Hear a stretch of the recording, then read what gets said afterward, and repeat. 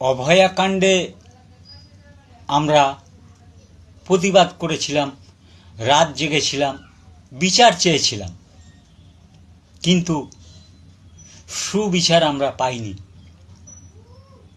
কিন্তু আজকে বেহালার যে ঘটনা, এই ঘটনায় বিচার চাওয়া তো অনেক দূর, প্রতিবাদ করার মতো আমরা মানুষ পাইনি।